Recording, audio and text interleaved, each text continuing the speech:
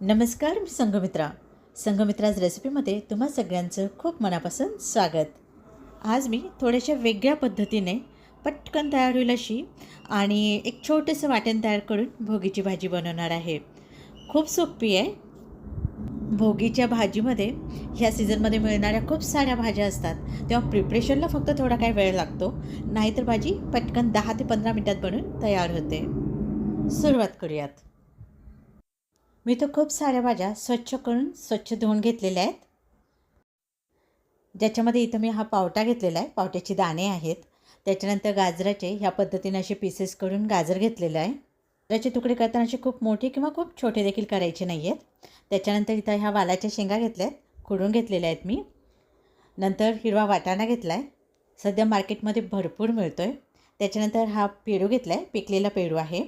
नंतर फ्लावर घेतली आहे, फुलकोबी ऑप्शनल आहे, नाही घेतली तरी देखील चालणार आहे. नंतर ही पापडी घेतलेली आहे, 2 वांगी घेतली आहेत आणि 2 बटाटे घेतले आहेत. बटाटे लहान साईजला, त्याच्यामुळे मी 2 बटाटे घेतले आहेत. नंतर थोडीशी बोरं घेतली आहेत. बोरी मोठ्या साईजची असतील तर कट करून घ्यायची, ती छोटी बोरं आहेत म्हणून मी अख्खीच ठेवते आहे.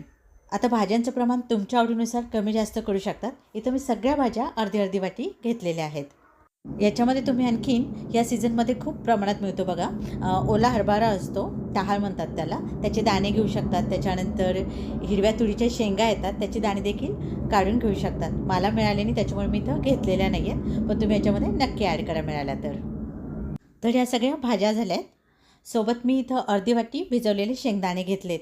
शेंगदाणे मी 5-6 तासासाठी भिजायला घातले होते, पण तुमच्याकडे जर वेळ नसेल तर तासभर आधी कोमट पाण्यामध्ये भिजवले तरी देखील चालेल, किंवा ताजा ओला शेंगदाणा मिळतो तो घेतला तरी देखील चालणार आहे. सोबत 1 ते 1.5 टेबलस्पून गूळ घेतला आहे. आता आपल्याला पटकन तयार होणारं एक छोटंसं वाटण तयार करायचं आहे, ज्याच्यामध्ये मी 2 टेबलस्पून पांढरे तीळ घेतलेत, गावरान तीळ आहेत, खमंग भाजून घेतलेत कमी गॅसवर. सोबत 2 टेबलस्पून किसलेलं खोबरं घेतलं आहे, ते देखील खमंग भाजून घेतलं आहे. त्याच्यानंतर एक मीडियम साईजचा कांदा घेतला आहे, तो देखील एकदम काळपट होईपर्यंत नाही भाजायचा, तर असा हलकासा गुलाबी रंगावर किंवा लाल रंगावर होईल इतपतच भाजून घ्यायचा आहे. आता याच्यामध्ये 7-8 लसणाच्या पाकळ्या आणि अर्धा इंच अद्रकचा तुकडा ॲड करून घ्यायचा आहे. आणि सोबतच याच्यामध्ये मी 1 टमॅटो कट करून तो देखील वाटणातच घालून घेते. आता पाण्याचा कमीत कमी वापर करून याचं एक बारीक पेस्ट तयार करून घ्यायची आहे. तर इथे वाटण बनून तयार आहे. आता फोडणी द्यायला घेऊयात. त्याच्या आधी इथं मी वांग्याच्या आणि बटाट्याच्या फोडी करून घेतल्या आहेत. तर वांग्याच्या ह्या पद्धतीने अशा फोडी केल्या आहेत, ते एक मी त्याला तशीच ठेवलेत. आणि बटाट्याच्या देखील ह्या पद्धतीने फोडी करून घेतल्या आहेत. खूप मोठ्या पण करायच्या नाहीत किंवा खूप छोट्या देखील फोडी करायच्या नाही आहेत. याला पाण्यात ठेवले म्हणजे काही पडणार नाहीत.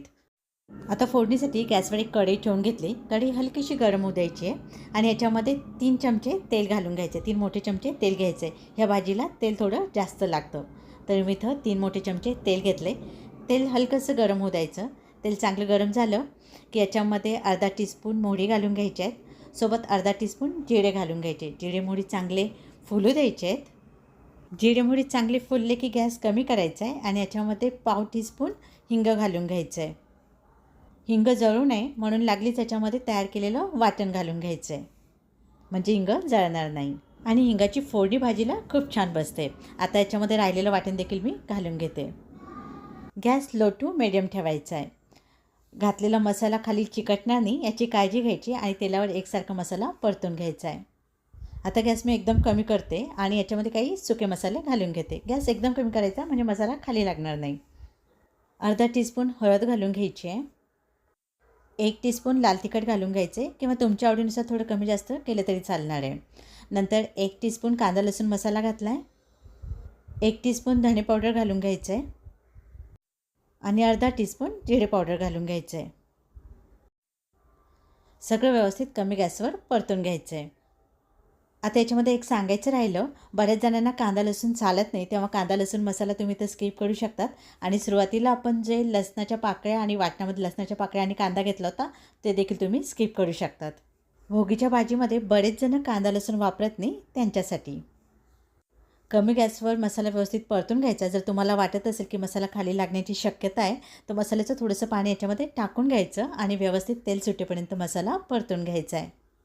मसाल्याला ह्या पद्धतीने साईडनं तेल सुटायला लागलं की याच्यामध्ये आपण तयार करून ठेवलेल्या ज्या भाज्या आहेत, प्रिपेअर करून ठेवलेल्या, त्या सगळ्या भाज्या याच्यामध्ये एकदाच घालून घ्यायच्या आहेत आणि कमी गॅसवर भाज्या व्यवस्थित परतून घ्यायच्या आहेत. मसाला सगळा व्यवस्थित भाज्यांना कोट झाला पाहिजे ह्या पद्धतीनं परतून घ्यायचं आहे. याच्यामध्ये मी लागली शेंगदाणे देखील ॲड करून घेते आहे. कमी गॅसवर सगळ्या भाज्या व्यवस्थित परतून घ्यायच्या आहेत. मसाला व्यवस्थित कोट झाला पाहिजे भाज्यांना ह्या पद्धतीनं परतून घ्यायच्या आहेत. याच्यामध्ये आपण खूप साऱ्या वेगवेगळ्या रंगाच्या भाज्या वापरलेल्या आहेत, तेव्हा दिसायला देखील भाजी अतिशय सुंदर दिसते आणि चवीला देखील भाजी मस्त स्वादिष्ट बनते. इथं कमी गॅसवर भाज्या व्यवस्थित परतून घेतल्या आहेत. मसाला भाज्यांना छान कोट झाला आहे. आता याच्यामध्ये गरम पाणी घालून घ्यायचं आहे. पाणी गरमच घालायचं म्हणजे भाजीला तरी छान येते आणि भाजीला चव देखील छान लागते. इथं मी 1 ते 1.5 ग्लास पाणी घालून घेते आहे.